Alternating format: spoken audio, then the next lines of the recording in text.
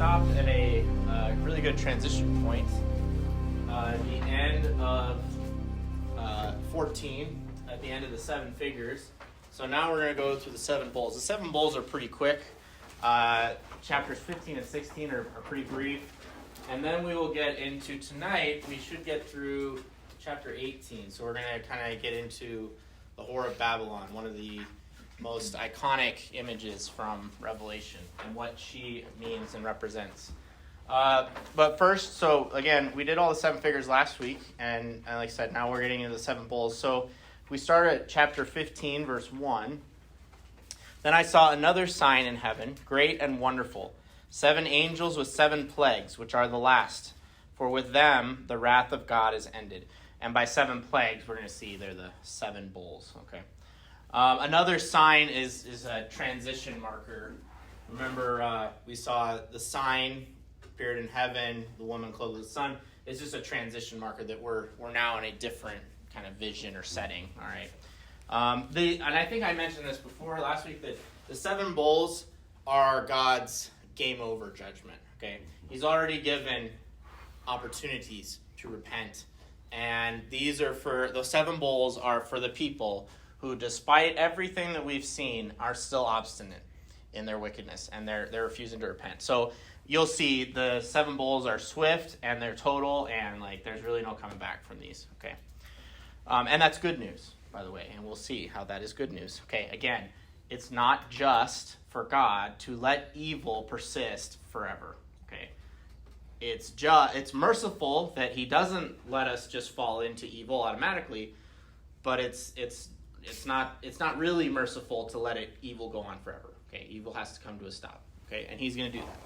Okay, so on verse 2, and then I saw what appeared to be a sea of glass mingled with fire, and those who had conquered the beast and its image and the number of its name, standing beside the sea of glass with harps of God in their hands. And they sing the song of Moses, the servant of God, the song of the Lamb, saying, and before I get into the song, they're standing on near a sea of glass, okay, with fire. Well, where was the song of Moses sung? It was after the people of Israel had passed through the Red Sea. There was also in that episode the pillar of fire, okay? So this image of them, of the just, the righteous, standing next to the sea is conjuring up, this idea of what did the people of Israel do after they got through the Red Sea? Well, they sang a hymn. That's the one that we sing, those of you who have been to the Easter Vigil, we sing it every Easter Vigil, right? I will sing to the Lord, for He is gloriously triumphant. Horse and chariot He casts in the sea. It's actually the first hymn in the whole Bible. There's not really a hymn in Genesis. So in Exodus, they go through the Red Sea and they sing this hymn called the Song of Moses, okay? As you can imagine, right? You'd be pretty excited if you saw your bloodthirsty enemies be drowned in the most powerful army on earth, drowned in the sea, right? And so they sing a song. Well, what was that song? That was a song of victory. So here we have the saints and those who had conquered. They're next to the sea of glass, just like how the Israelites were next to the sea, the Red Sea, and they're praising God from delivering them from evil. So this is a song of victory. Okay. So continuing with verse 3, great and wonderful are your deeds, O Lord God the Almighty. And I left it up there. It's Pantocrator. I explained that last week, right? Yeah. Almighty, all powerful. In the original Greek, that's what it says. Just and true are your ways. Remember, just. Okay, God is just. He's merciful, but He's also just. O King of the ages, who shall not fear and glorify your name, O Lord? We'll see. There are some people who will not fear Him. It doesn't end well for them. Okay. For you alone, and by fear, right, we mean a filial respect. Okay, fear of the Lord is the first stage of wisdom. That's what Proverbs says, right? The first stage of wisdom is realizing, God is God, and He's God, and I'm not, and I can't manipulate Him, so I need to get with the program, right? That's fear of the Lord, okay? It's not the fulfillment of the Christian life. The fulfillment is love, right? Perfect love casts out all fear. But you have to start somewhere, and the Bible says fear of the Lord is and in that sense, it's a holy fear. It's a good fear. Realizing whoa, I'm dealing with God, right? I can't manipulate him like I can manipulate things or people, right? Okay, and that's important for us to have. For you alone are holy. All nations shall come and worship you, for your judgments have been revealed. Okay, so there's a new song of victory, all right? Then verse 5, after this I looked, and the temple of the tent of witness in heaven was opened. And out of the temple came the 7 angels with the 7 plagues, robed in pure bright linen, with the golden sashes across their chests. So this is a reference to the priestly vestments, okay, white linen, which we should be very familiar with. Again, all the ministers at Mass, they wear white linen vestments. Why? Because they're all baptized, right? So even the servers, they're wearing what we call albs. Alb just means white, okay? They wear albs, and then the priest, because he's a member of the baptized, that's the first garment that the priest puts on, is a white alb. And then the sash, right, is another priestly vestment from ancient Israel. And so these angels are they're looking like, they're serving the temple, looking like priests, essentially, okay? And they have the 7 plagues, which we're going to see are the 7 bowls. Also, too, these plagues should remind us, we already talked about the Exodus story, right? The Red Sea, remind us of the plagues in Egypt. And these 7 plagues, if you add them to the 3 plagues of the 6th trumpet, there's a total of 10 plagues, which is how many there were in Egypt, right? So there are 3 plagues in the 6th trumpet. Now there's 7. We've got our 10 that they had in Egypt, okay? All right, so if we keep going, verse 7. And one of the 4 living creatures, those, the eagle, the man, the lion, and the ox, yep. One of them, we don't know which one, but gave the 7 angels 7 golden bowls full of the wrath of God who lives forever and ever. So these bowls are liturgical bowls used for incense. So think about like our censers, okay? That's the image that's being brought up here, okay? And the temple was filled with smoke. When we use our golden bowls, what happens? The church fills up with smoke, right? So this is incense. This is liturgy, okay? And the temple was filled with smoke from the glory of God and from his power. And no one could enter the temple until the 7 plagues of the 7 angels was ended. Also, this filled with smoke. So again, this goes back to why we use incense in the liturgy. But this also recalls a couple of instances where the temple of God, or the tent of meeting, okay, the tabernacle, it filled with smoke, or the cloud of God's presence, so much so that you couldn't go in. First time happened with Moses. They set up the tent of meeting. The cloud of God or God's presence came off Mount Sinai and descended into the tent in the form of a cloud, and it was so thick that nobody could go in, not even Moses, okay? And then later, Temple of Solomon, same thing. The presence of God fills the temple, and nobody can go in. So again, that's what's happening here, right? No one can enter the temple until this final judgment takes place. So those are all things that would have been brought to mind, especially to John's original readers who knew their Old Testament, right? Okay. So those are all things going on. And like I said, this book has had a lot of influence on the liturgy, so and why we do things with it. And we use the same stuff, right? Ministers in white linen, throwing around incense and golden bowls, right? That's what we do, okay? All right, so that's chapter 15. Chapter 16, verse 1. Then I heard a loud voice from the temple telling the 7 angels, go and pour out on the earth the 7 bowls of the wrath of God. So if you're thinking about these as bowls of incense, right, what's in there? Hot coals and ashes and, so this is not good news for whoever the bowls are being poured onto, right? Okay, but again, it is ultimately good news, okay? So the command is given. Interesting that even though there's some similarities here between the 7 seals and the 7 trumpets, we're going to see there's not a pause between number 6 and number 7. Remember how, with the 7 seals, there was a pause here where we kind of got to meet everybody, right? And then between the 6th and 7th trumpets, there was a kind of pause where we saw the 2 witnesses. So here in the seals, we saw the army of the Lamb, and then between the 6th and 7th trumpet, we saw kind of the 2 witnesses and how they conquered through their martyrdom, right? There's no pause here, meaning this last judgment of the 7 bowls is swift and final, and again, it's game over, okay, for those who persist in their wickedness. So the judgment of the bowls, it's destructive and final. The opportunity for repentance is over. And again, this is good news because God is just. And we'll see in a second, I'll just give you a highlight. The bowls will closely echo the plagues of Egypt, okay? You're going to see sores, which is the 6th plague. Water turned to blood, which is the 1st plague. Darkness, the 9th plague. Frogs, the 2nd plague. Hail, the 7th plague. Okay, so I'll read through it and you'll see. But those are all echoes of the plagues of Egypt, right? Which were, what were the plagues of Egypt doing? They were passing final judgment on who? A stubborn, obstinate king and his kingdom, right? So that's who we're dealing with here, okay? 2, so verse 2. So the first angel went and poured his bowl on the earth, and foul and evil sores came upon the men who bore the mark of the beast and worshipped its image. Okay, again, notice who the target is. 3, the second angel poured his bowl into the sea, and it became like the blood of a dead man, and every living thing died that was in the sea. So like the plague of blood. The third angel poured his bowl into the rivers and the fountains of water, and they became blood. And I heard the angel of water say, just are you in these your judgments, for you are and were, O Holy One.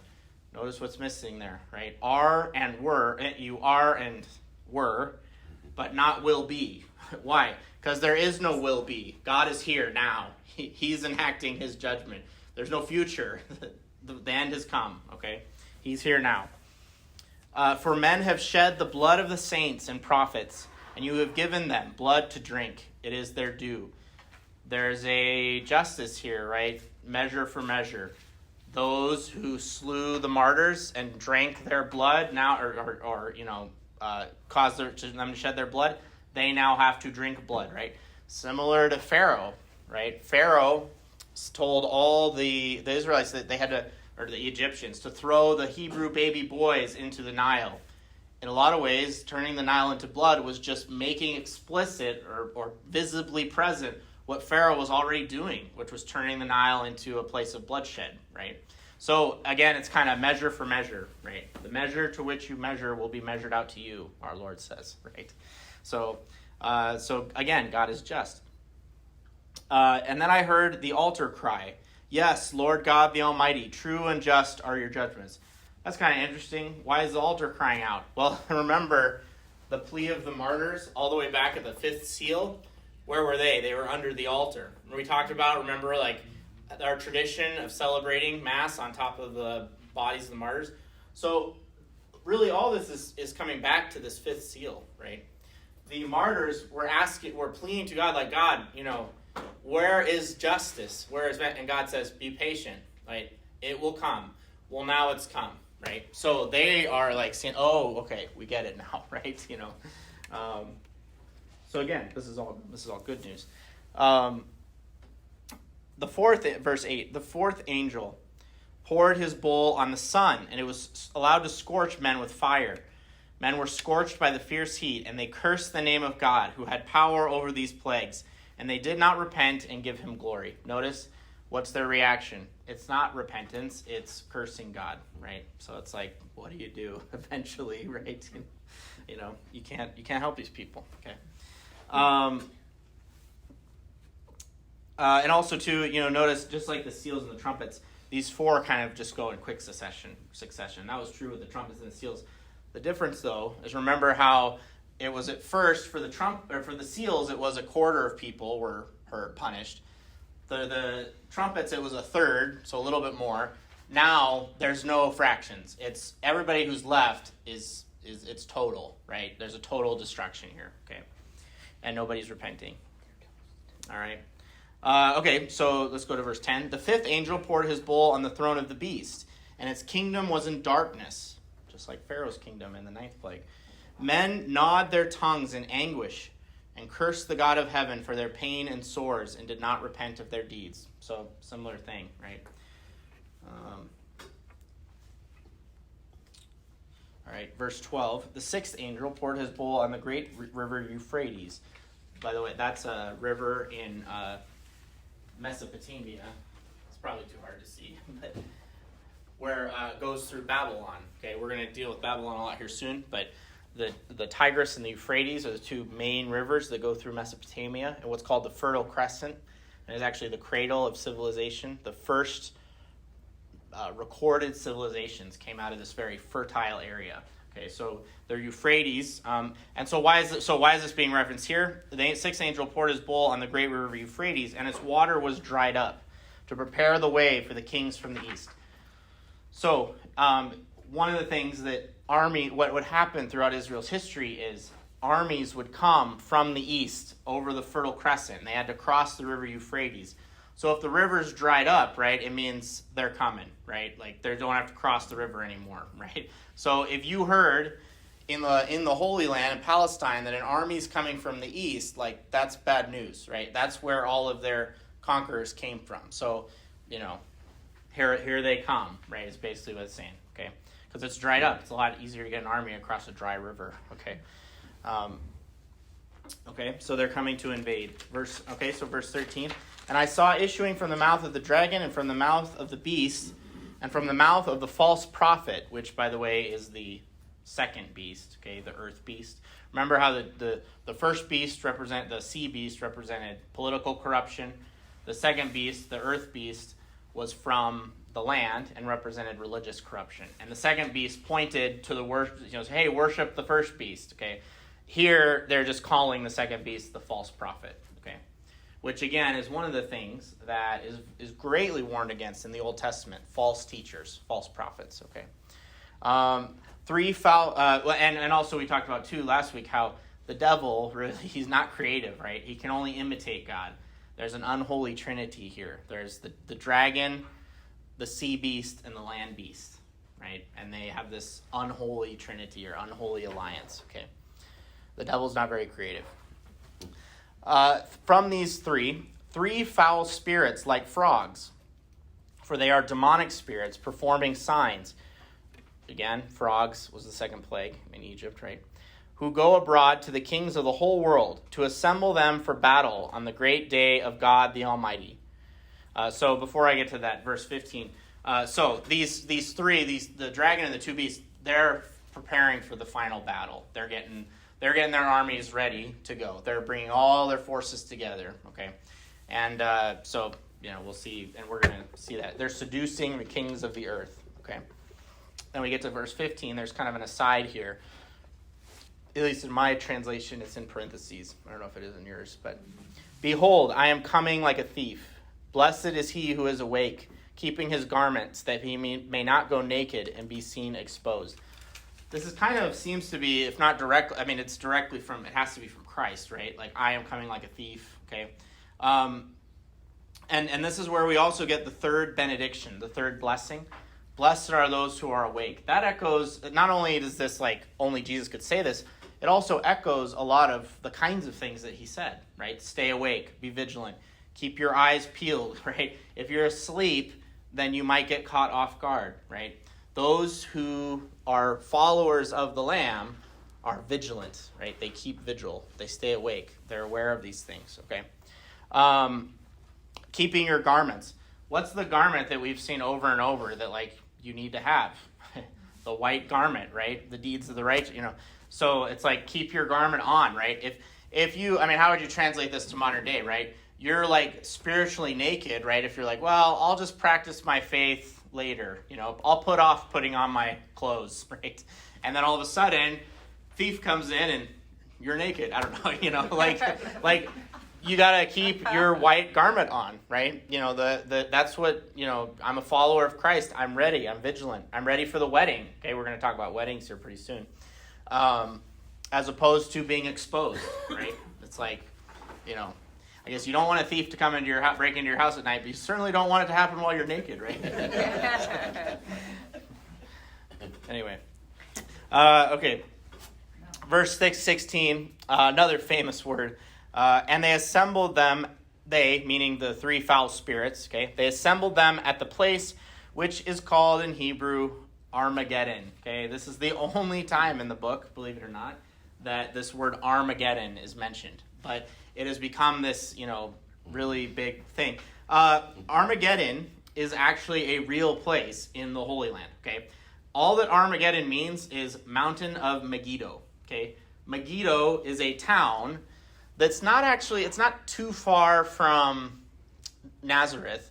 It's kind of between Galilee and the Mediterranean Sea, sort of, more or less, okay? It's in kind of the northern area of the Holy Land, okay? But you can point out on a map, like there is a town called Megiddo, okay? But why was it important? Well, Megiddo is a town that guards a narrow part of one of the most important trade routes in the Holy Land, okay? It was, again, southwest of the Sea of Galilee. Kind of, if you draw a line like from the Sea of Galilee southwest to the Mediterranean Sea, Megiddo is kind of right in the middle there. Well, there's a valley that goes through Megiddo, okay? And this is a very strategic location, okay? So, because of its strategic location, Megiddo had seen many important battles since ancient time, okay? And even, actually, it's fascinating, even as recently as World War I, there was a battle near Megiddo between the British and the Ottoman Empire. They fought near this area, and partly because of its historical and biblical significance, but even in World War I, it was a strategic pathway through this valley.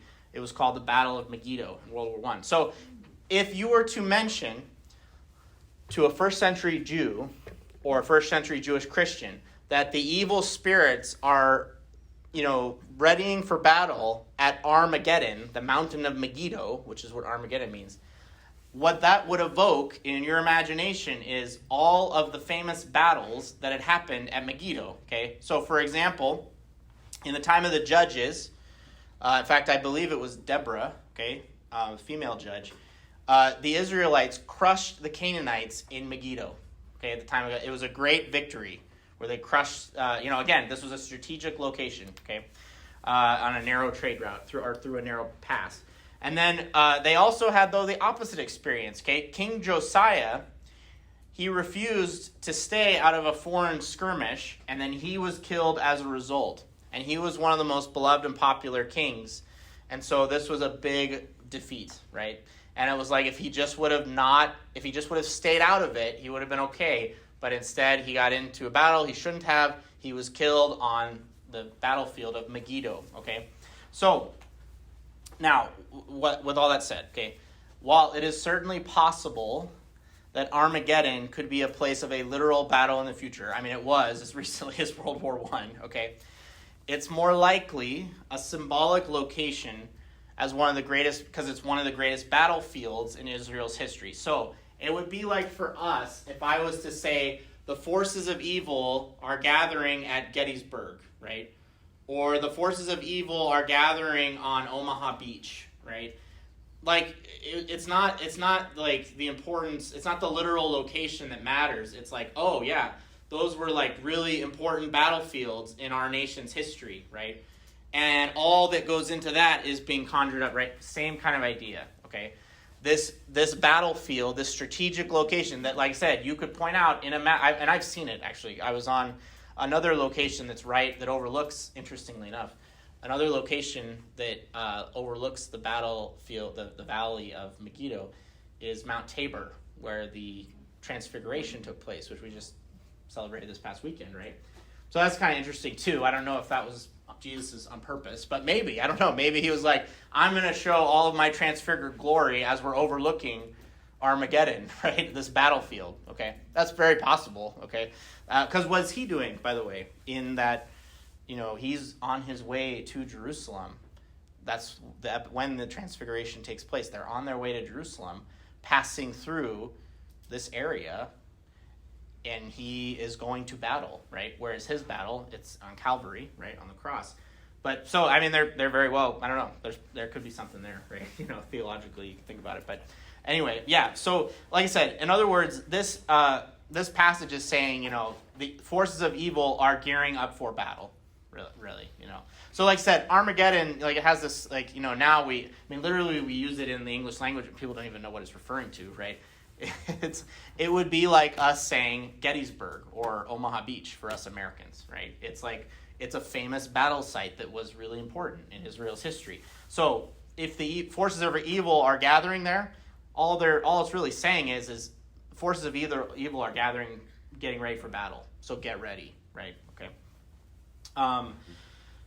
Now again, at the end of time, will there be a literal battle there? Maybe, I don't know. I guess we need to leave that open for possibility. But I would say that's not really the main point for us, right? It's more based on a historical, symbolism that is telling us, get ready, we're gonna have a battle, okay? And we're gonna watch the final battle later in Revelation. Watch what happens, okay? So again, remember as we finish here, we're not finished with the chapter yet. Okay, sorry. Oh, that's what I was saying. Remember recapitulation. So it's the same story being told, right, from different angles. Okay. All right. So continuing with chapter 16. Then the seventh angel poured his bowl into the air, and a great voice came out of the temple from the throne, saying, "It is done." Similar to what Jesus says on the cross, right, is finished. What is done, though? The judgment of God, right? And also, too, it's not insignificant. This angel throws his bowl into the air, okay? It's one thing if you poured out a giant bowl of incense on the earth, but if you throw it into the air, right, it's covering more people. Kind of like I watched Oppenheimer a couple weeks ago, the atomic bomb, they did not detonate it right on the ground, right? They detonated it in the air because it was more destructive that way. So it's not coincidental that this angel is throwing the last bowl in the air because now it's covering everything. If you somehow escaped the first six, right, there's no way you're getting out of the seventh, okay? And then it is done, okay? Also, too, remember earlier when was it the seals? I think it was the seals, where there were islands and hills and rocks and cliffs that people were hiding in, right? They were hiding and they were still cursing God, but they were hiding, right? There's nowhere to hide anymore. Okay, and you'll see that, right? God's judgment has been enacted. So 18, and there were flashes of lightning, loud noises, peals of thunder, and a great earthquake, such as had never been since men were on the earth. So great was that earthquake. The great city was split into 3 parts, and the cities of nations fell, and God remembered great Babylon to make her drain the cup of the fury of his wrath. Now, what we're going to do here shortly is we're going to zoom in to that sentence, okay? We're going to explore in chapter 17 and 18 the whore of Babylon and how she falls. But that sentence, like I said, we're kind of getting a summary of the final judgment. Then we're going to zoom into that sentence of how the whore of Babylon falls, okay? And then we'll get a summary of the final battle to tie up some loose ends, okay? And then we'll get to... So in a way, we're actually kind of getting to the end of the story, but we're gonna zoom back in and kind of get a closer picture of some of these sentences, okay? And also, I would say the great city, I would say, in my interpretation, principally has to do with Jerusalem, but it can also refer to any city that is unfaithful to God, okay? But, so we'll get into Babylon in a second, kind of unpack that sentence when we zoom in. And every island fled away, and no mountains were to be found, as I was saying, right? Nobody can hide anymore. That was the point I was making. And great hailstones, heavy as 100 weight, dropped on men from heaven, till men cursed God for the plague of the hail. So fearful was that plague. Again, notice it just leads to more cursing, right? It's not really doing anything in terms of repentance. Okay. All right. Okay, God's judgment has been enacted, right? I mean, you could have ended the book there, but there'd be a few kind of well, what? Okay, how exactly does this go down? So now let's zoom into that chapter 16, verse 19. We're going to zoom into that on chapter 17 and chapter 18. Again, very famous image from Revelation, the whore of Babylon. Okay, so we're going to meet her a little bit and then see what happens to her. Okay.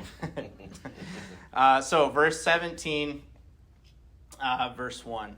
Then one of the 7 angels who had the 7 bowls came to me and said, so notice again, before I continue, notice again that, we're kind of, it's one of the angels with the 7 bowls. So we're just how, the 7 seals happen, and then we kind of got to that Russian nesting doll of okay, well, now let's unpack the 7 trumpets. Well, Well, now we're zooming in, unpacking what we really just all talked about. Okay, we're getting into the details.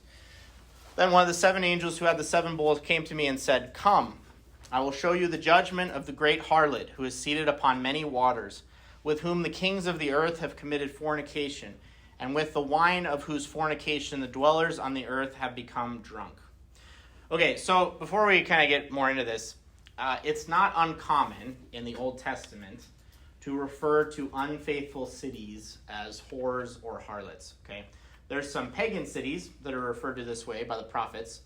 2 in particular, Tyre and Nineveh. Okay, they were pagan cities that the prophets at different times condemned and compared them to a harlot. Okay, but probably most poignantly and most damningly, it's used by the prophets to refer to Jerusalem, right? I mean, it's one thing to say that the pagans are unfaithful. They're an unfaithful whore, right? It's another thing to say that Jerusalem is. And there are times where God, through his prophets, uses this imagery, okay? Isaiah, Jeremiah, Ezekiel, Hosea, all use this metaphor, okay? Why? Well, it's a contrast to what? It's a contrast to the faithful bride that Israel's called to be, right? If she's not a faithful bride, she's an unfaithful whore. Okay, that sounds kind of drastic, but that's the case, right? She's also, the whore of Babylon, okay, is also in contrast to the woman from Revelation 12, okay, that we saw, who represented the church, the faithful bride, and Mary, but is the faithful bride of Christ, okay? Now, I should say this, okay? I just want to make this clear, okay? This contrast between the whore of Babylon, okay? This is not a commentary on women per se, okay? This is a contrast, okay? Again, if God's faithful people, one of the metaphors used most commonly in the Bible is that of marriage, right? God wants to wed his people, and for various reasons that we won't go into right now, but us, the church, are feminine, right? We relate to God in the feminine, so we're the bride, okay? Us collectively. Again, idolatrous Israel is often compared then, if you're not a faithful wife, you're an unfaithful harlot, okay? So it's not on women per se, okay? It's on like faithful wife versus unfaithful wife, okay? God is trying to draw contrast. I also think there was kind of a practical reason why God did this a lot. So this is just kind of my speculation, but for better or worse, just this is the way it was, the Jewish scriptures, the Old Testament, was written, read, and commented upon mostly by men. That's just the way it was, right, back then. And I think part of the reason why God draws this metaphor of a marriage and then a harlot when they're unfaithful, I think in part, okay, was to send a message to these men who were in charge of reading, writing, and passing on the scriptures. I mean, there's a symbolism of the bride, and us in our feminine relationship to God as a collective.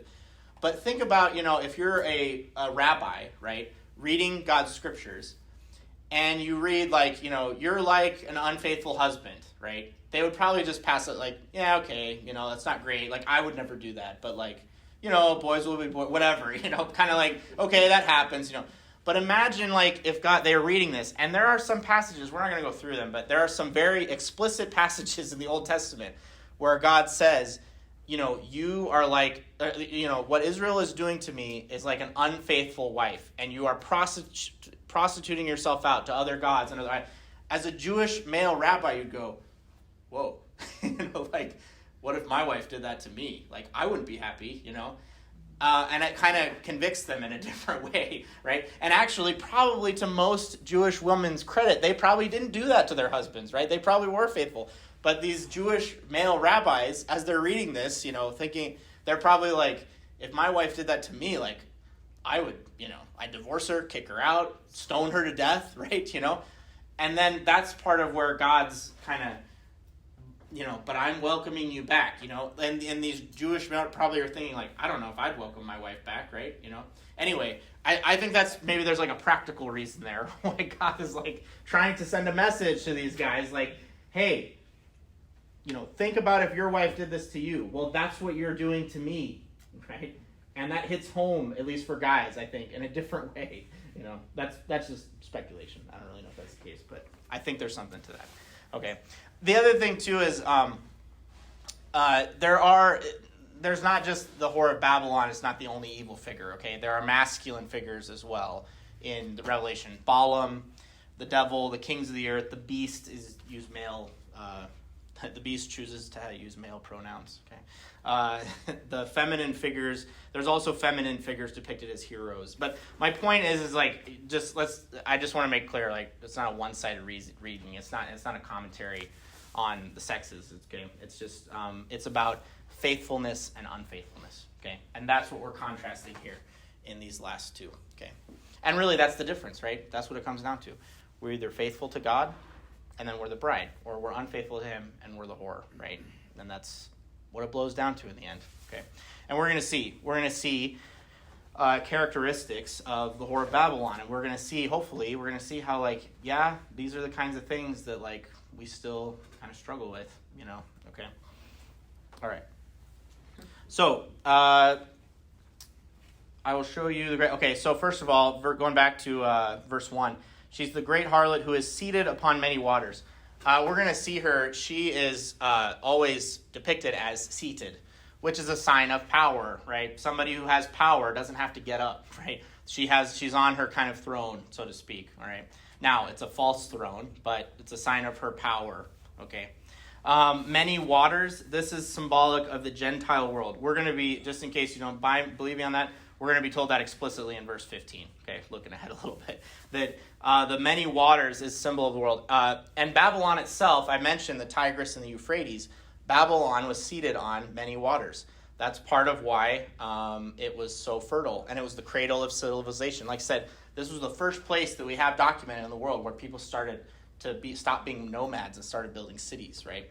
Which is great in some ways, but also leads to a lot more and varied and devastating types of destruction and evil and corruption, right? Okay. Not saying that we should go back to being nomads, but like with the city comes its own evils. That's another kind of theme in the Bible. So like I said, it's not insignificant that Babylon and Mesopotamia is the cradle of civilization, and hence this is where, the civilization of man, the civilization built by humans, right, always falls flat on its face, right? We need a savior. We need God to rescue us. Okay, that's all going on here. So that's what the many waters. Okay, she has so she's seated on many waters, right? She has power over a lot of nations and peoples. Okay, and then we already read with kings of the earth who have committed fornication. Okay, this is, remember, back to the churches, right? The interplay between idolatry and immorality, right? So we're not talking here about literal fornication. What we're talking about is idolatry, right? The kings of the earth have sold themselves to lesser gods, and they're under the influence and power of the whore of Babylon, okay? Also, too, we even use this expression in English, right? Like, they're in bed with,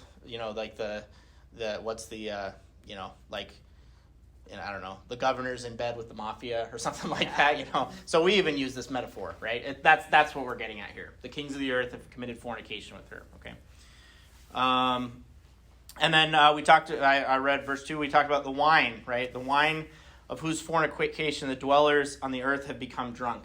The whore of Babylon, she is drunk on violence, right? She's, responsible in part for, we're kind of unmasking, revealing the one who is responsible for the death of the martyrs, right? And she's drunk on their blood, right? We even talk about that. We, drunk with violence, right? There's a kind of drunkenness that people get into this rage, right? Well, that's what we're dealing with here, okay? So all these things are connected. All right, let's keep going. Verse 3. And he carried me away in the spirit into a wilderness, and I saw a woman sitting on a scarlet beast, which was full of blasphemous names, and it had 7 heads and 10 horns. Okay, so the beast, right, scarlet, it resembles the dragon in color and has the same, number of heads and number of horns. So this is the sea beast. Okay, it's the same kind of, we're seeing him, and lo and behold, the whore of Babylon is riding the beast. Okay, who was given power by the dragon and is told to worship, right? So all these characters, they're distinct, but they're connected, okay? All right, let's keep going. I guess before I keep going, I will say, what city does the Whore of Babylon represent? There's a strong case for two cities, okay? Jerusalem and Rome. I won't get into the details of like the arguments for each one. I'll point it out as we go along. And I would say, again, I think the best answer is both, okay? I think it primarily references Jerusalem, the unfaithful Jerusalem, versus the new Jerusalem that we're going to see, the faithful bride, in contrast to the unfaithful whore, okay? But insofar as it applies to all corrupt powers, right, and corrupt cities, corrupt civilizations, it applies to all civilizations up until our present day. And the first of which, and the one that was in the immediate context of the first century, is Rome. So both, okay? Because there is corruption in Jerusalem, and then there was corruption from the Roman Empire, okay? So I think really the answer is both. And I'm not saying that to avoid the question, but because I think the symbolism is working on multiple levels, okay? In the immediate context of the first century. Because they would have had, the earliest Christians, they had pressure from Jerusalem, and they had pressure from Rome, the Roman Empire, okay? But I'll point out where it kind of parallels Jerusalem and Rome as we go along, all right? Okay, so verse 4. The woman was clothed in... Oh, sorry, I lost my place. The woman was clothed in purple and scarlet and adorned with gold and jewels and pearls, holding in her hand a golden cup full of abominations and the impurities of her fornication. So purple and scarlet, these are the colors of royalty back in the day, okay? That's why the Roman senators wore kind of purple scarlet. It was the most expensive dye. It was the most precious dye. And so only the wealthy could afford it. So it became associated with royalty, power, prestige, okay? Gold, obviously, riches and profit. So this Whore of Babylon, okay, she is not a dirty, like, prostitute in rags, okay? She's a high-class prostitute, right? She's a high-class courtesan, was the polite name that they used in the Middle Ages, okay? She has wealthy clients, right? And again, who are her clients? The nations of the world. So, of course, she has lots of wealthy clients, right? The nations give her their wealth in exchange, right, for power and pleasure, right? And so at first glance, she appears rich and beautiful. And I think, again, this squares with like what the world offers, right? Especially think about it from the perspective of a young person, right? Like the glamour and glitz of the world, even though it's totally empty. That's what we have to keep in mind. I mean, again, it's like easy for us to maybe hear words like the Whore of Babylon and think, well, of course, like you'd avoid her. She's nasty, right? Well, she is nasty, but not on the outside, right? Like she looks like she's got it all together, right? She's wearing the nicest clothes and has the nicest jewelry. I mean, again, does this apply to our world? Absolutely, right? Think about how glitzy and glamorous the world looks, even though it's an empty shell inside and it's built on corruption, right? Some things never change, right? In some ways that's encouraging, in other ways maybe it's not, okay? But again, just to kind of picture, right? Like she's not a poor, poor dirty thing, right? No, she's glitzy and glamorous. And we're going to see in a second, she's also very prideful, very full of herself, okay? The other thing is her impurities also call to mind the ritual purity laws of Israelite worship, okay? You had to be ritually pure to enter into God's presence. So in other words, she is unclean to the max, right? Because in other words, unfit for the presence of God, right? She is in the mud and revels being in the mud, okay, spiritually, right? Even though she's got all the glitz and glamour on the outside, okay? And on her forehead, verse 5, and on her forehead was written a name of mystery, Babylon the Great, mother of harlots and of earth's abominations. So again, mocking God, who put his name on the foreheads of his servants, she has on her name a mystery. Now, mystery here indicates symbolic, okay?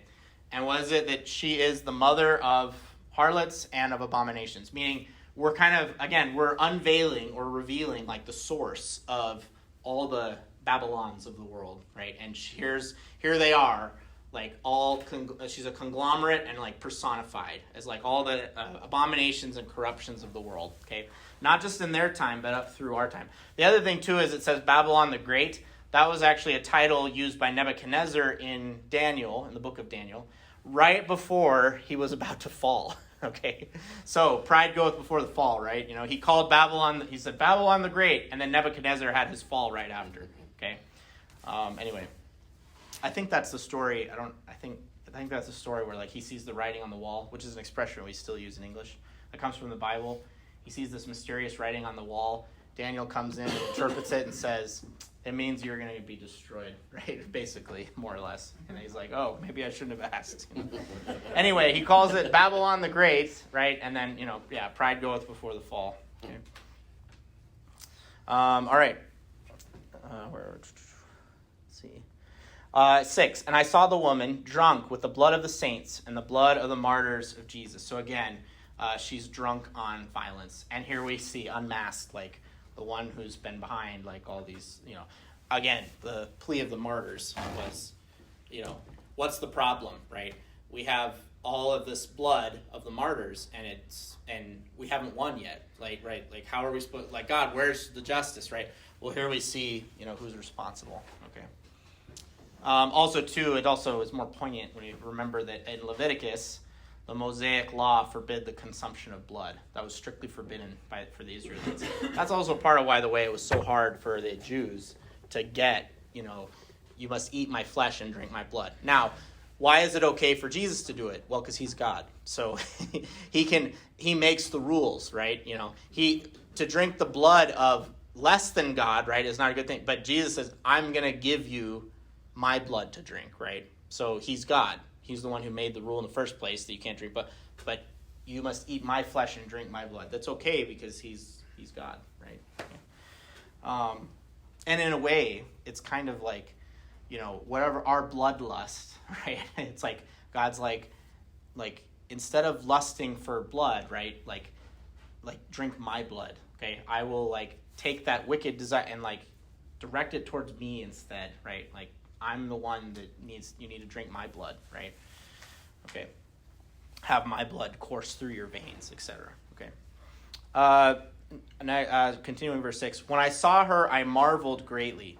But the angel said to me, why marvel? I will tell you the mystery of the woman, of the beast with 7 heads and 10 horns that carries her. So kind of interesting, right, that John marvels at her. Not because he's tempted to follow her, but because of her power and how much of a monstrosity she is. Interesting, too, right, that there are people, in the narrative who marveled at, like, the beast, How powerful and overwhelming is the beast? Sometimes I think, too, in our, can't we get overwhelmed, right, by, like, how hard it is to be a Christian or the power of the culture, right? It's like, it's just too powerful. Like, I might, and we are tempted maybe, like, just give myself over to what everybody else is doing, right?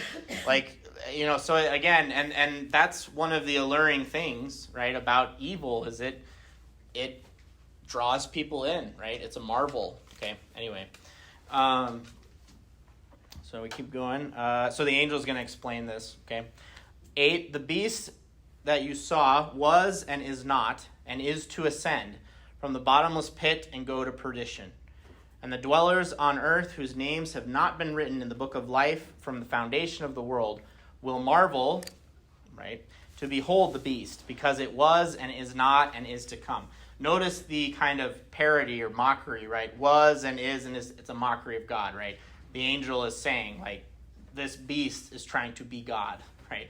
It's ascribing to itself what is due only to God. Worship, devotion, marveling, right, etc. Okay. And then, let's see. Oh, bottomless pit. Okay. So there's kind of 2 things going on here. Bottomless, so we've already talked about that. Bottomless pit meaning abyss or Sheol, kind of the realm of the shades. Okay. Not quite hell yet. But then perdition is like the second death, hell, like point of no return. Okay.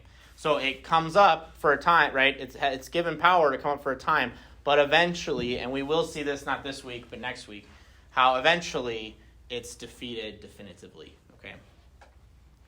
Also, Yeah, and then we already talked about, too, the book of life. It's the heavenly register, right? You want your name in the book of life, okay? But notice how it's the ones whose names are not in the book of life who will marvel at the beast and follow the beast, right? Ascribe their worship to the beast, which is due only to God, okay? And, again, it's kind of like, who is like, we saw earlier, right? Who is like the beast? Who can stand against it? There's a lot of people who just give in because it's like, it's just too much, and then, okay. All right, so if we keep going. This, verse 9, this calls for a mind with wisdom. The 7 heads are 7 hills on which the woman is seated. Now, Rome is famously the city built on 7 hills. So there's some, the harlot's Rome. But also, interesting enough, Jerusalem was also traditionally known to be founded on 7 hills. So again, kind of both. And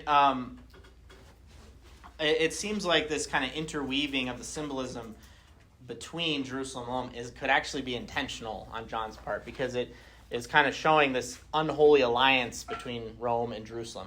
Because what happened, if we go back to the historical context, the first persecutors of Christians were not the Romans. The Romans didn't really care at first, okay? The ones that persecuted the Christians were the Jews who slandered and betrayed the Christians, who most of the first Christians were Jews, right?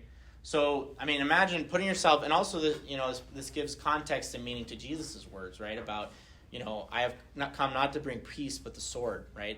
I will bring division. Because literally, think about, your Jewish household, some follow Jesus. And what happened in some cases was their Jewish friends, relatives, family would betray them to the Roman authorities, right? And there was this kind of unholy line. That was the first persecutions. Now later, there were persecutions that were kind of brought on by Rome as such. Like Christians would not worship the emperor, right? But at first, the Romans didn't really care, because the Jews were given an exception by the Romans where they didn't have to worship like these pagan cults. They were given a religious exemption. Well, eventually the Jews, right, were like, hey, they don't count with us. And so they turned them out, right, slandered them, turned them over. And that's where the first persecutions came from, right? So I also think, too, when we're trying to distinguish, like, well, what is the whore of Babylon? Is she Rome or Jerusalem? It is very possible that it's intentional, that it's kind of both, because there was this, again, alliance against the Christians, right? And we even see that, who do we see that in most prominently? Jesus, right?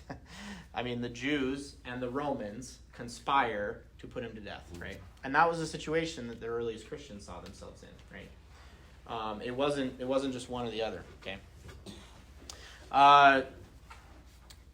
Verse 10, they are also 7 kings, 5 of whom have fallen, 1 is, the other has not yet come, and when he comes, he must remain only a little while. Now, there's again, a lot of ink spilled under who are these 7 kings. I would say literally it's probably most likely the emperors of Rome. And Nero is number 6 if you count Julius Caesar as number 1, which seems the most likely. And in that case, it would line up with like Nero is the emperor right now. That's most likely what it is. It is a tough passage to interpret because it seems to want to be, interpreted literally, right? Like but it doesn't really isn't more explicit than that. Certainly, though, whether or not that's true, I think that's the one that I would give the most credence to. It's probably Nero's number 6, Julius Caesar's number 1. Okay, and 6 is where we're currently in, right? Because there's 1 still to come, and then, but certainly symbolically, it represents all the corrupt kings and powers of the earth, right, throughout time. Okay, hence 7, right? 7 means complete. Okay, so, all right, keep going. Verse 11. As for the beast that was and is not, it has an 8th, but it belongs to the 7, and it goes to perdition. Again, this is kind of like, there's scholars who have gone back and forth and like, okay, well, what does this mean? There's an 8th, but it's part of the 7, but, and it's like, most likely it's referring to the Roman emperors, who were the ruling powers at the time. The other reason why I think that's most likely is because we're about to see in a second, we're going to talk about kind of lesser powers that are beholden to that. Well, here, we'll just get to that in a second. Okay. And the 10 horns, here it is, and the 10 horns that you saw are 10 kings who have not yet received royal power, but they are to receive authority as kings for 1 hour together with the beast. So here we've got we've got the 7 emperors, and then the 8th, who's part of the 7, okay? But what it seems to be, without, getting too lost in the weeds, is you have the emperors, and then you have these 10 kings who are beholden to the emperor, right? Which is the political situation of first century Mediterranean world, right? The Romans were in charge, and they had all these minor powers that paid them homage, okay? And so, but the point is all of the kings of the earth, right, are all under the influence of this whore of Babylon who's riding on the beast, okay? I don't want to get too much in the weeds there, but but that seems to be the best what's going on. There's 10 kings, which again, 10 is symbolic of a kind of completeness, and they're beholden to the greater power. Because, again, we see this in our own time, right? Like there's the states, which answer to the federal government, which answers to the, United Nations, I don't know, whatever. Okay. So there's kind of a structure within society. All right, so what's going to happen?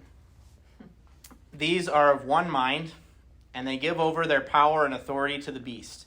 They will make war on the Lamb, and the Lamb will conquer them, for he is Lord of lords and King of kings. By the way, King of Kings was a title that Caesar gave to himself, right? Like he's the King of Kings. And those with him are called and chosen and faithful. Okay, so we're told what's going to happen, and we've already kind of seen it happen. Verse 15, and then he said to me, the waters that you saw, this is where it says, where the harlot is seated, are peoples and multitudes and nations and tongues. So she's seated, right, upon these waters, meaning she has influence over the earth, okay? So we're told that by the angel. And the 10 horns that you saw, they and the beast will hate the harlot. So this is kind of interesting, right?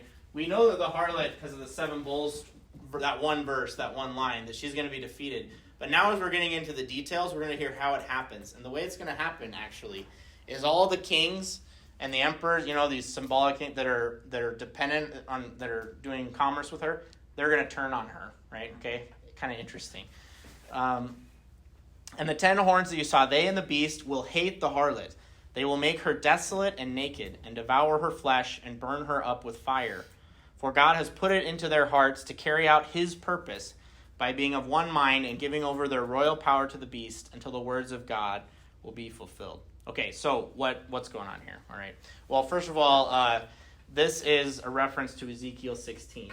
Okay, God punishes the harlot Jerusalem. Remember, I told you that's probably the most damning use of harlot in the Old Testament, by allowing her Gentile lovers to strip her in Ezekiel's vision. Ezekiel 16, if you want some pretty graphic, explicit, God condemning his people, Ezekiel 16 is a very sad, tragic, and God gets very explicit with how he feels about unfaithful Israel, Judah, okay? We won't go into the details, but put it this way, it's not a story that you would read to children, okay? But it's in your Bible, right, for a reason, okay? But it's very graphic. God gets very graphic because he's wake up, right? Make a point. This is how it is, right? Well, in Ezekiel 16, God punishes harlot Jerusalem by allowing her Gentile lovers, who he said you've prostituted yourselves out to strip her naked and to stone her. Now, how is that fulfilled? Well, Babylon, right, came, destroyed, and exiled Judah, right? So God's using this metaphor, right, of the harlot, and then it takes place in the Babylonian exile, right, which was absolutely devastating, okay? So, interesting, right, that happened to harlot Jerusalem. Well, now what's happening here? The kings of the earth, right, who are in league with the harlot, they turn on her, right, and they destroy her, okay? They shame her and leave her, they devour her and then burn her up with fire. So part of this goes back to this principle that I left up on the board on purpose. Evil is a privation of good, right? Evil is a lack of good that shouldn't be there. In other words, evil's a leech. So if you have a leech, what does a leech eventually do? It eventually consumes its host, right? Because you don't have any, it's not generating any of its own nutrition, right? It's just consuming its host. Same kind of thing is going on here, right? What God is doing, okay, is God is letting evil go through with its own consequences. And it was the same when he did it with Jerusalem. If anything, the reason why Jerusalem was able to go on for as long as it did without being exiled is because God was keeping those Gentile lovers, so to speak, at bay. When God's punishments are oftentimes, if not all the time, him just like, okay, right, I won't stop them, right? Like he's actually proactively stopping, the consequences. But here what he's doing, and this is where like he's totally in control, right? He's allowing, it says that God is the one who is letting this happen, right? Because he's just letting the consequences of sin manifest themselves. If anything, he's the one who's been holding off for longer than what the martyrs originally wanted. He's been holding off the day of judgment because he's still trying to get people to come into his kingdom, right? But we're at the point now where it's like that protection that God is, giving, it's like, okay, like I'll let you experience the consequences of your own evil, right? And so what does this unholy league of the kings of the earth, well, they consume her, right? They destroy her because making deals with the devil, right, never actually pays out, right? You're just headed towards bankruptcy, right? It's like if you make this deal with the devil, if you make this deal with the whore of Babylon, you're just writing checks that you cannot cash, right? And that you may be able to get away with that for a while, but eventually your creditors are going to come to task, right? So you're spiritually bankrupt. So again, this is a symbolic warning to all cities that are tempted to be Babylon. Now, okay, back to the first century. When's maybe a literal fulfillment of this? Well, what happened in 70 AD is, I told you that there was this kind of unholy alliance between the Jews and Rome. Well, eventually the Jews got so messed up in Jerusalem and they rebelled too many times against the Romans that the Romans said, okay, we're done with you guys. And they absolutely flattened Jerusalem. We've already talked about this, right? But one of the things that they did was they burned Jerusalem to a crisp, right? I mean, there was nothing left. After they were done, it was like, there's nobody left. They destroyed everybody, okay? And in the ancient world, when you did battle against another city or another nation, right, the ultimate, sign of your hatred for that people, or the ultimate, like, screw you guys, is to burn their city. It's one, because, in ancient warfare, it's pretty brutal, right? You can subdue a people and say, don't do that again, right? But, like, fine, go about your business, but, like, you're going to owe us tribute now or something, but, like, we'll let you live, right? When you destroyed a city, right, to the ground, it's like, we do not want you guys to exist anymore, right? Like, that's how much we want to crush you. By the way, Rome also did this with Carthage. That's another episode in history, but, like, before this. But, like, Carthage was, like, a really corrupt city, right? I think it's G.K. Chesterton has this whole, like, kind of poetic, I think it's him, about how, like, in pagan civilization, like, he saw, like, God's providence and how Rome was the one who overcame Carthage. Like, we live in a very different world if it was the Carthaginian, because they did things like child sacrifice and they were pretty brutal.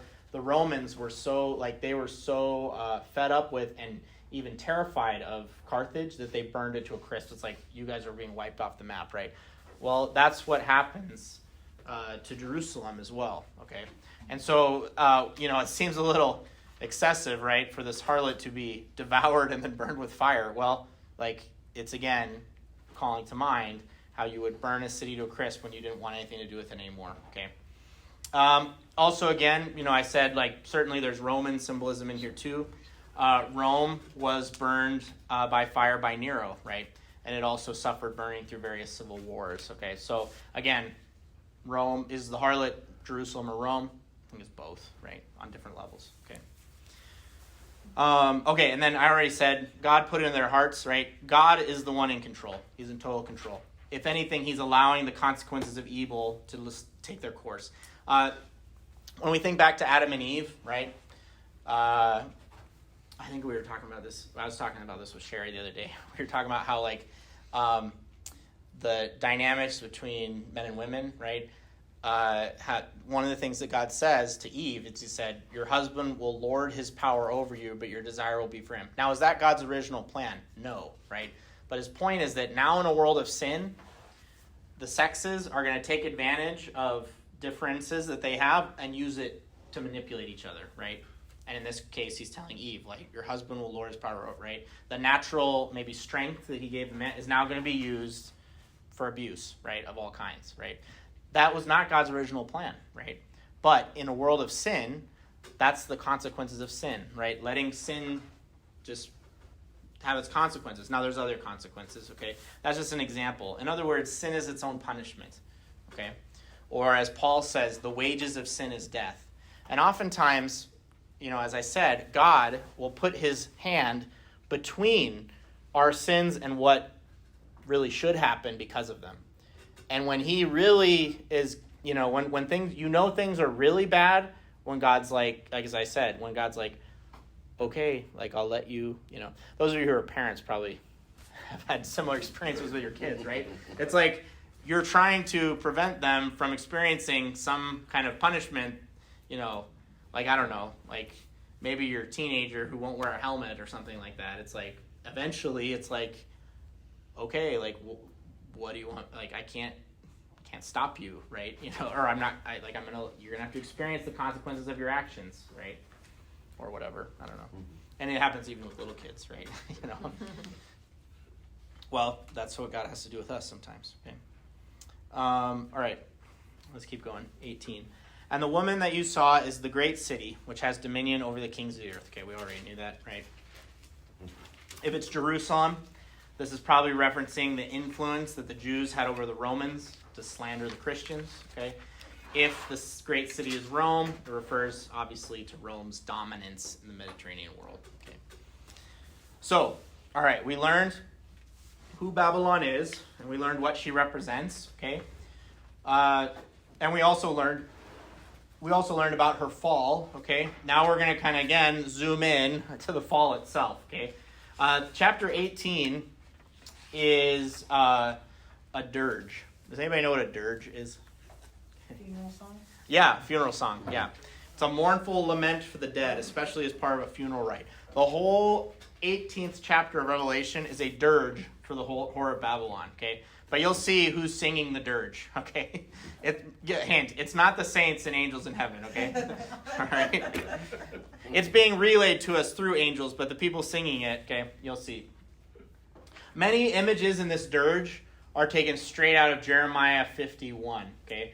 And Jeremiah 51 is Jeremiah's condemnation of Babylon, okay? So, the city of Babylon in his time, the actual Babylon that exiled, destroyed Jerusalem, exiled the people, the Jewish people, right? So Jeremiah condemns them, and a lot of these images are taken straight from Jeremiah 51, all right? So chapter 18, verse 1. After this, I saw another angel coming down from heaven, having great authority, and the earth was made bright with his splendor. And he called out with a mighty voice, "Fallen, fallen is Babylon the Great. It has become a dwelling place of demons, a haunt of every foul spirit, a haunt of every foul and hateful bird. For all nations have drunk the wine of her impure passion." Okay, so first of all, it's the dwelling place of demons. Okay, so like all evil is like, that's what Babylon represents. The totality of evil. Okay. And then the nations have drunk the wine of her impure passion, right? We've already seen plenty of times, I've hammered home like the connection between immorality and idolatry, right? So in Babylon, we have a place where pride, idolatry, violence, sexual immorality, and economic corruption, they all come together, all right? If we keep going, actually, with that verse 3, the kings of the earth have committed fornication with her, and the merchants of the earth have grown rich with the wealth of her wantonness. So, wine of her impure passion, right? Violence and immorality. The kings of the earth have committed fornication with her. Idolatry, immorality, corruption, right? That's all wrapped in there. The merchants, right? What is this? Economic corruption. Becoming rich by exploiting others. All these things, right? That are all, pun intended, in bed with each other, right? And that's not good news, right? Now, again, to tie it into our own time, right? Are all these things often related to each other? Absolutely, right? There's still Babylons out there. that's part of why it's relevant for us to read Revelation. Okay, so verse 4, then I heard another voice from heaven saying, come out of her, my people, lest you take part in her sins, lest you share in her plagues. So this is also an echo of Jeremiah 51. Jeremiah 51 condemns Babylon and then tells the Jew, get out of there, right? Don't have anything to do with all this corruption, right? Warning to God's people to flee from the corrupt city. Now, this is also another possibility that it was a warning to Christians living in Jerusalem to get out of there and that's historically what happened. The Christians saw what was going on in Jerusalem and that this is getting really, really bad. And so they fled Jerusalem, got away, and they were spared from the destruction of the Romans when they destroyed it. But also it's a warning to Christians to flee the spiritual corruption of any Babylon, right? Probably first Rome after Jerusalem, but any Babylon, even up to the current day, right? It's also, we hear echoes here of Jesus' warnings to flee corrupt Jerusalem, which also probably had to do with how and why the Christians got out of Dodge when they saw that things are going bad really fast, right? In Luke 20, that's in Luke 21. Jesus says to get out when these things happen, right? Her plagues, lest you share in her plagues, right? That's referring to all the things we've seen, right? The 7 seals, the 7 trumpets, the 7 bowls, all the judgments of God, right? All these things were judgments on those who continued to be wicked and obstinate, right, in the face of what God was calling them repentance, right? So you don't want to have anything to do with those, right? Get out of there. Now, how do we apply this to our time, right? Importance of fleeing the sins of our culture, right, and not being carried away with the tide. We have to be in the world but not of the world, right? Now, that's really hard, but there's a way in which we also, right, have to not be afraid to flee the corruption and immorality of our own world. And that's taking on a Christian worldview, right, living by the light of faith.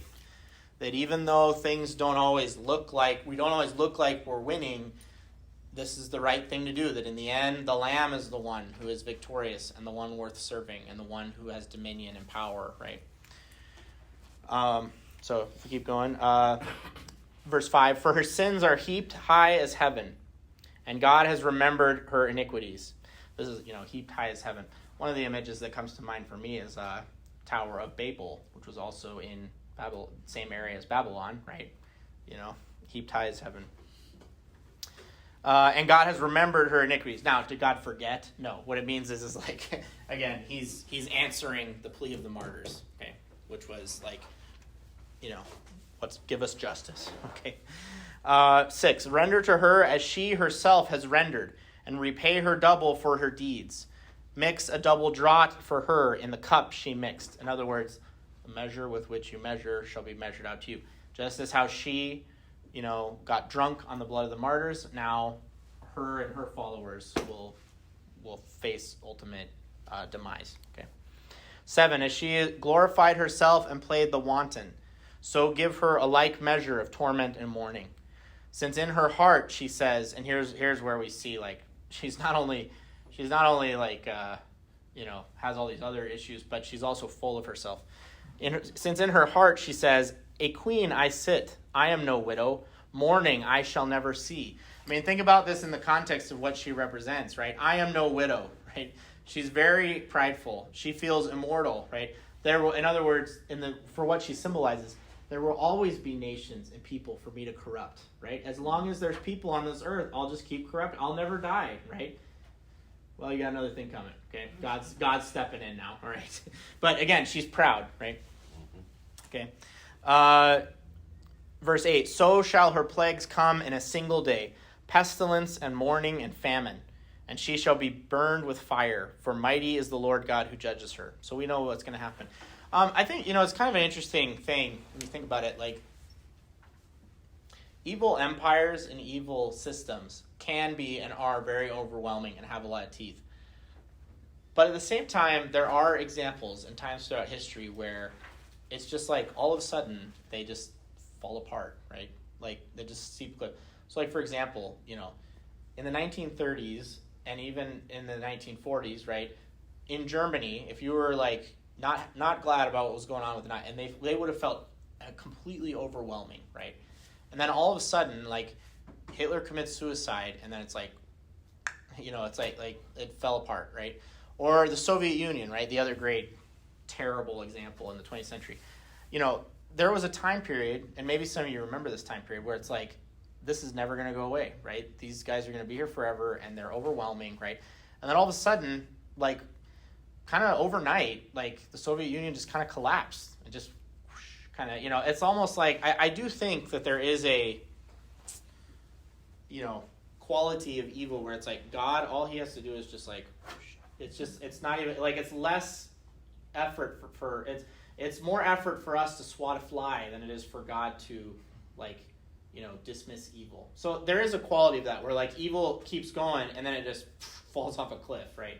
Now, and so I think, and we can see that throughout history, right? Things that seemed like overwhelming, this is never going to end, and then all of a sudden it just crumbles, right? Why? Because evil is a privation of good. It eventually consumes itself, right? So I would even apply that to our own time. Like, as bad and as devastating as, like, some of the gender ideology is and stuff like that, it can't stand on its own two legs, right? It's a parasite, And I think eventually it'll fall off a cliff. Now, I don't know when exactly or how exactly, but it's not generating its own steam, right? Because it has nothing to stand on, right? It's just fake, really, right? It's not a real thing.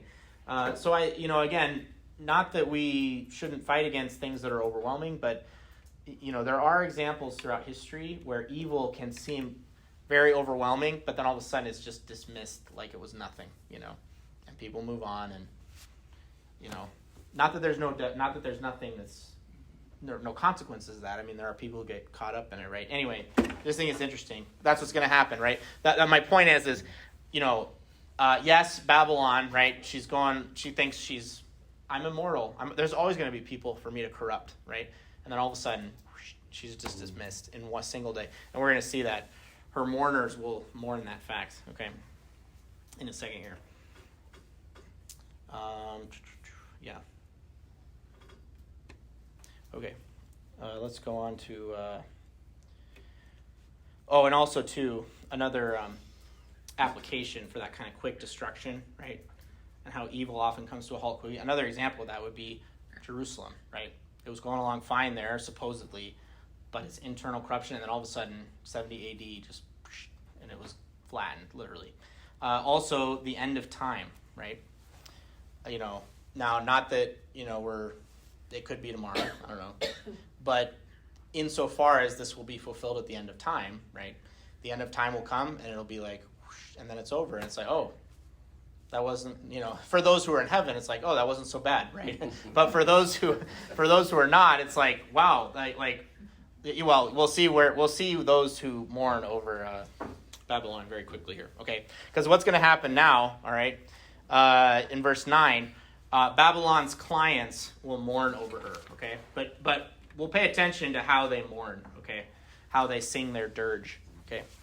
And the kings of the earth, who committed fornication and were wanton with her, will weep and wail over her when they see the smoke of her burning. And they will stand far off in fear of her torment. In other words, they don't want to get caught up in the punishment, right?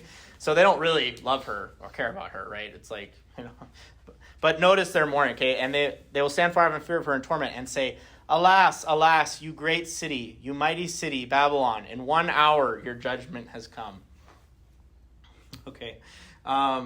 Now, one thing that, and it'll probably become more clear with the merchants and the sailors, but they don't weep so much over her, okay? They weep for themselves and that they can no longer have the illicit power, pleasures, and wealth that they got through her, right? In other words, let's keep going, and then I'll mention that. Go back to that thought. And the merchants, verse 11, and the merchants of the earth weep and mourn for her, since no one buys their cargo anymore, right? See, it's not really for her. They don't really care about her, okay? It's that no one buys our cargo anymore, right? Cargo of gold, silver, jewels, and pearls, fine linen, purple, silk, and scarlet, all kinds of scented wood, all articles of ivory, all articles of costly wood, bronze, iron, and marble, cinnamon, spice, incense, myrrh, frankincense, wine, oil, fine flour and wheat, cattle and sheep, horses and chariots, and slaves, that is, human souls. Now, this list of commodities is taken from Ezekiel 27, okay, when he's lamenting over Tyre and her corruption, okay. Notice also that aside from the wheat and the oil, all of these are luxury items. Notice that, right? So who's really benefiting, right? And we also know that, like, slaves, right? This is on the backs of slaves. So, yes, for some, there's economic prosperity, but it's on the backs of others, right? Does that happen today? Fortunately, that doesn't happen today at all. No, that still happens, okay? Yeah. Right? Economic corruption, right? And even the wheat and the oil, right, was probably in large quantities. But yeah, they're all luxury items, right? None of them are necessities. So these merchants, again, they're noticing that. The fruit for which your soul longed has gone from you, and all your delicacies and your splendor are lost to you, never to be found again. The merchants of these wares who gained wealth from her will stand far off in fear of her torment. Notice again, like we're not going to participate we're not going to participate in her fate to the best we can. We're going to let her, burn. But so they don't really love her, right? They don't really care about her. Weeping and mourning aloud. Alas, alas, for the great city was clothed in fine linen, in purple and scarlet, adorned with jewels, with gold and jewels and with pearls. Again, the attire of a prostitute, right? Okay. In 1 hour, all this wealth has been laid aside. And all shipmasters and seafaring men, sailors, and all those whose trade is on the sea, stood far off and cried out as they saw the smoke of her burning. What city was like this great city? And they threw dust on their heads, sign of mourning. And they wept and mourned, crying out, Alas, alas, for the great city, where all who had ships at sea grew rich by her wealth. In 1 hour she has been laid waste. Okay, so just again, a couple things to notice, okay? They don't really care about her. They're sad that we don't get the power, pleasures, and riches that we once got from her. It's more about them, okay? And, in other words, St. John Paul II once said, the opposite of love is not hate, but is to use, right? Evil does not love the other. Evil uses the other, okay? When I use another person, right? And in this corrupt civilization, Babylon, right? It's like everybody has given permission to use each other, but now that is coming to task, right? That eventually leads nowhere, if that's what civilization is built on, using each other, right? It's the difference between fornication and marriage, right? On the surface level, you're doing the exact same activity, right? But we would never confuse the two. Why? Because one is use and transactional, right? The other is based on love and commitment and faithfulness, right?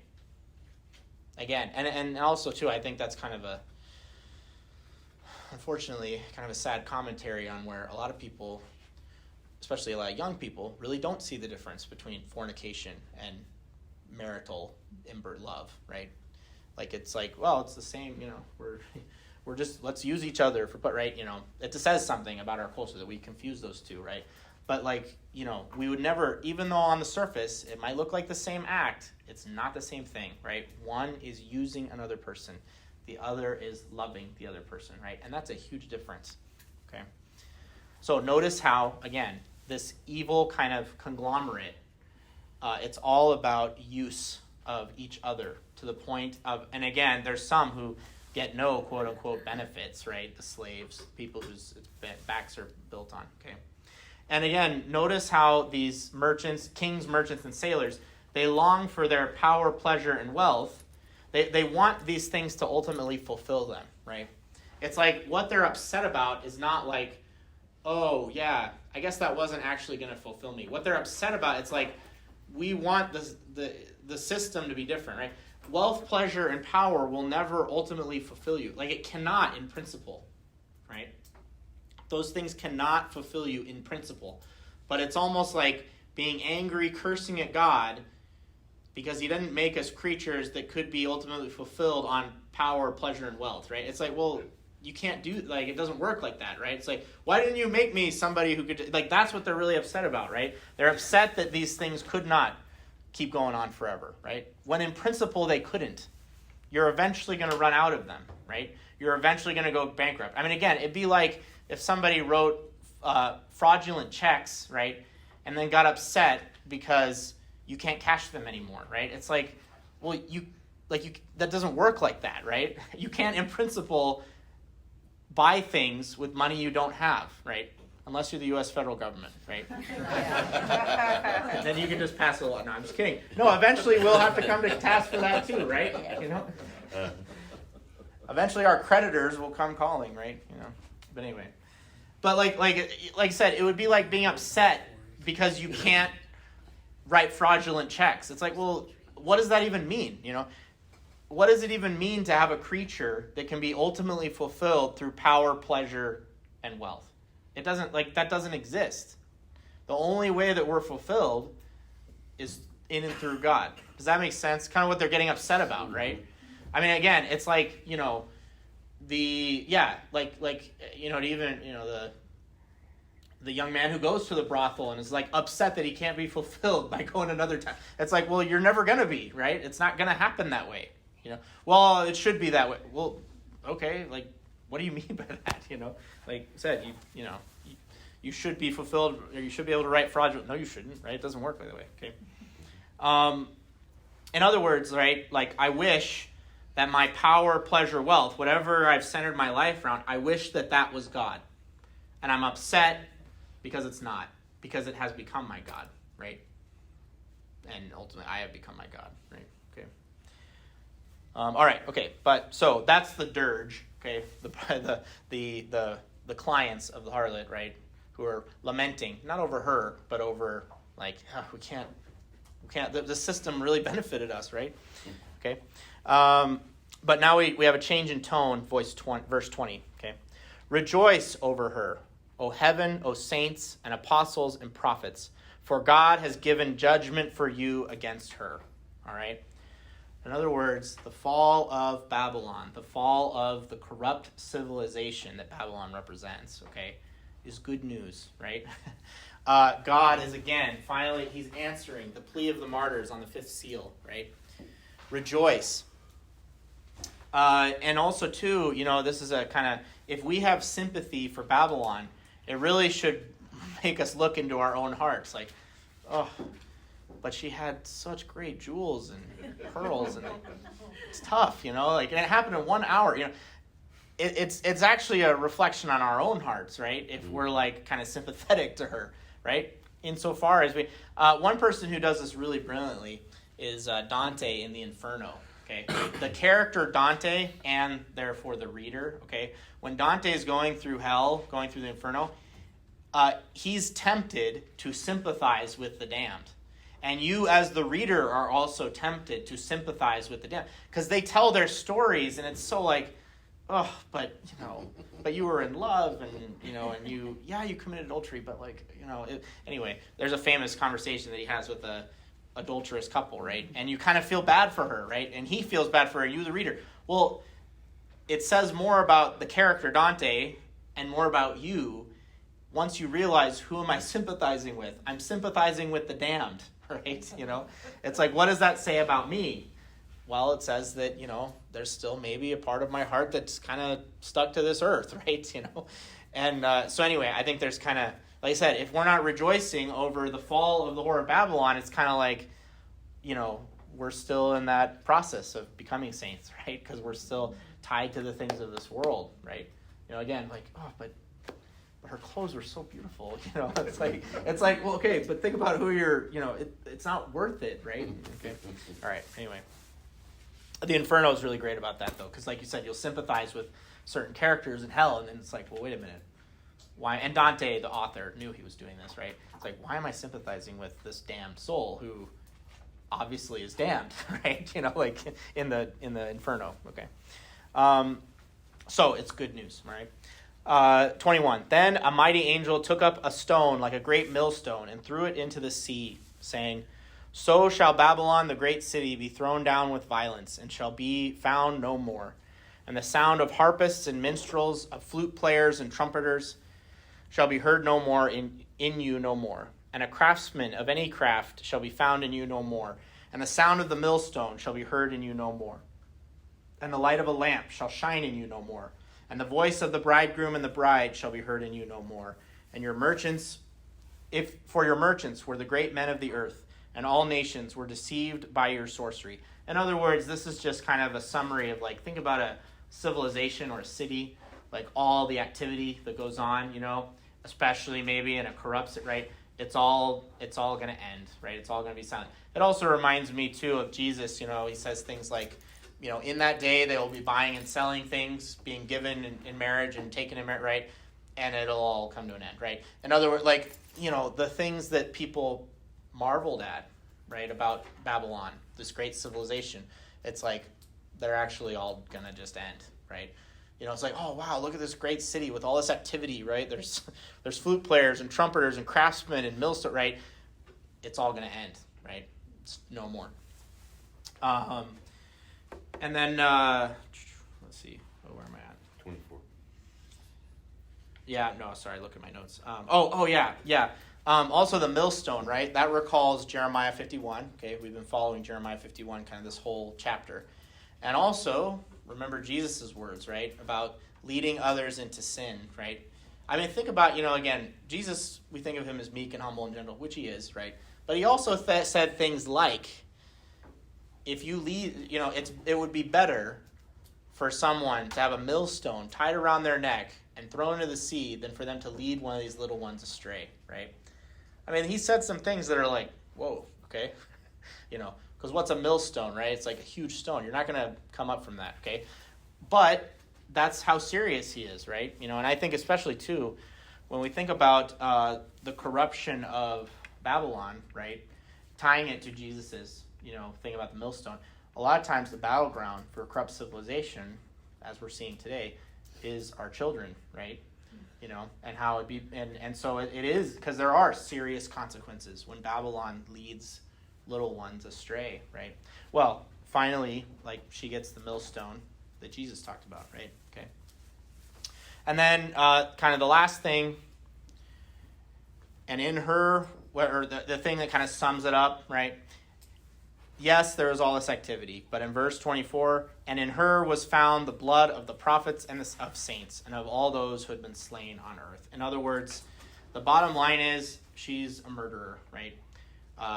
And kills the prophets and the saints, but symbolically, right, the city of man, the corrupt civilization, destroys souls, right? God created us for goodness, and she's murdered them, right? Turned them against God and toward things that are not God, right?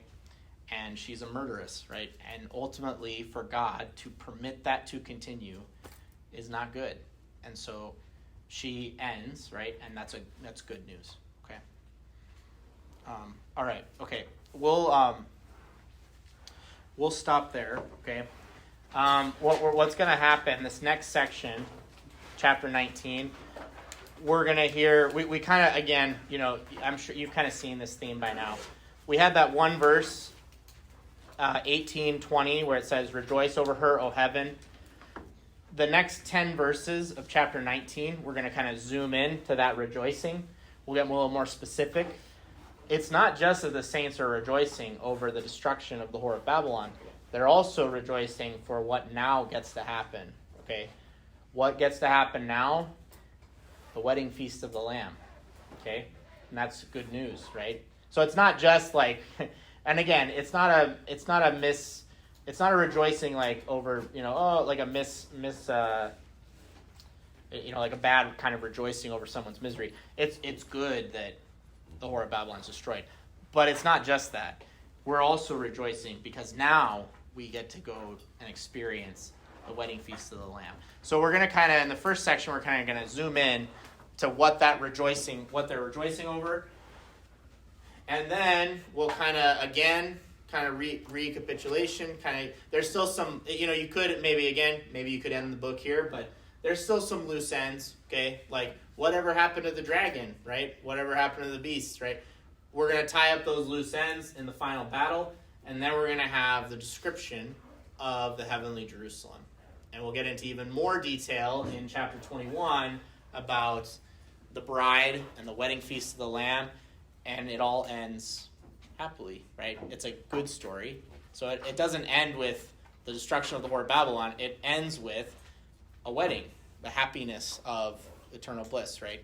And then there's a little epilogue, but that's where we'll end it. So yeah, we got 19 through 22, and we'll do that next week, and then yeah, sure. So if the word Babylon represented specific cities like Rome and Jerusalem, Yeah. in the present or in the future, do you think it represents specific countries Yeah. or something? Yeah, so that's a good question. So again, like with most things in this whole book, right, which should be hopefully pretty clear by now, I think it's important to go back to the first century context. So yes, it's specifically Jerusalem, Rome, and probably both. I think there's a reason why they're kind of intermixed, because in the time they would have been, right, in a certain sense. Now, Babylon is also, this section on Babylon is also a warning for all Babylons that come after Jerusalem, Rome, and Babylon, right? And so insofar as our culture, does these same things, which I think we can see, right, that these same kinds of dynamics are at play in New York or LA or even Billings, right? Insofar as that's true, then it represents all Babylons throughout time, right? Because the city of man, or the civilization of man, right, like, we fall into the same traps and patterns, right? That's part of what Revelation is revealing to us, right? So be attentive, right, to these patterns, okay? That's part of why this is a gift to the church. It's like, here, you guys kind of have some of the cheat codes about how the enemy works, right? Same pattern. Now, is there a possibility that in the future there will be a whore of Babylon with a capital B? Yes, I think we need to leave that open, right? But I would also hesitate, because people do this and they get into trouble. I would also hesitate, like, New York City is the whore of Babylon, and here's why. Blah, blah, blah, blah. It's like, well, okay, like, that's not really helpful, right? I mean, yes, insofar as New York City, but like, people try to, again, is there a code breaker aspect to Revelation? Yes. But if we go too far into trying to decipher, right, it's not really helpful, and it actually takes away from the point, right? The point is, be vigilant, be faithful to God. Don't get so caught up in, Yeah, and how would that manifest itself? Who knows, right? I mean, and every civilization, every country tends to be a little bit, like, centered around themselves, right? Like, why is it that the whore of Babylon would be in America, right? Like, why couldn't it be in, I mean, when people were in Europe, when they read this, they think it's going to be in Europe, when people think, so like, yes, could that happen? Absolutely, at the end. And I think that, yes, insofar as it warns us about the end, we should be aware of that. But I also think it's a dangerous road to go. And you see this everywhere, right? Because that's the most popular way to read Revelation, is like, hey, I'm going to, like, here's why New York is the whore of Babylon, and I'll point to, like, really specific things, and I'll point to really specific verses, and then forget the rest, or whatever, or forget the original context, right? That's not really what's going on here. I don't think that's the point, And Revelation is not supposed to be a book to freak us out in that way. It's supposed to be a book of hope and a good ending. That, like, yeah, if we stay faithful to God and to the Lamb, God knows what He's doing, right? So yeah, that's a good question. But yeah, does that make sense? And I think that fits in with a lot of things, right? Where it's like people can get really caught up in getting too specific. And a lot of it can be, quite frankly, even among Christians, can be kind of fear-mongering, which is not, the Bible is not about fear-mongering, right? It's about being vigilant, being awake, like, see what's going on around you. Don't be naive, but, focus on being faithful, right? Focus on being a saint, and don't worry so much about, like, that,